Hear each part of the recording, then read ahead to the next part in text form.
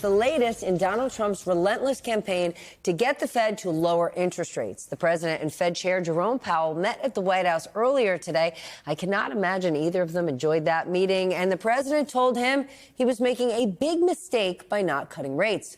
But the Federal Reserve is not backing down. Shortly after the meeting, the Fed released a statement saying the following: monetary policy will not be based on, quote, will be based on careful, objective, and non-political analysis.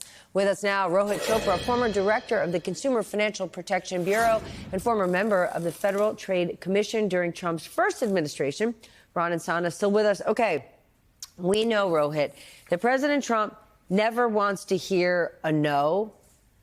Jay Powell's making his position clear, but it doesn't mean he's not going to lower rates. He's just not going to do what Trump tells him to do. Well, I think that President Trump wants from Jay Powell what lots of Wall Street banks want from him, which is a bailout.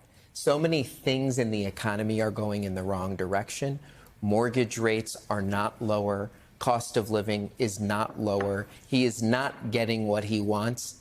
And the Fed, if they cut rates, could give him a boost.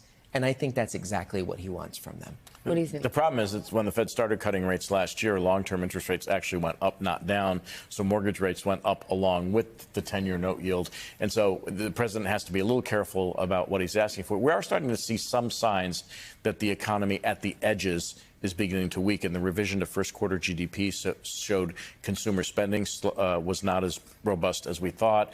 Continuing jobless claims are at the highest level in several years. And so at some juncture, it may be appropriate for the Fed to lower rates. But again, Stephanie, as we've talked about earlier and in prior shows, they still don't know the impact of the tariffs on consumer prices fully.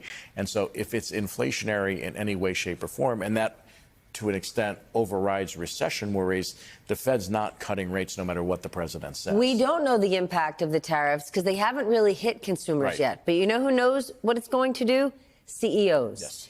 And CEO confidence recorded its largest quarterly decline in nearly 50 years, right? Even the notion, even the idea that we're getting marginally closer to getting a deal done with China, that didn't change things. What does that tell you? That we went into an administration with a president promising to deregulate and cut taxes, right? The Shangri-La for the business community, and you're seeing CEO confidence nosedive more than it has in over 50 years. Well, we hear Scott Bessent continue to try and direct CEOs.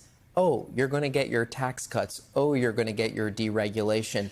But actually, the tariff policy and other mismanagement are going to cause those CEOs way more headache than they will get benefits from these taxes. And he's not calming any CEOs when they're panicked over tariffs. He's not giving them any insights to what they're going to do or calm them. He's basically saying, why don't you call the president and see what you could offer him? There are CEOs out there who are panicked saying, I'd love to sit down and talk to Trump, but I don't have anything to grease him. I don't have anything to hook him up with. I'm stuck in a corner. And they're also not getting what they think they're getting. They're getting an extension of the tax cuts.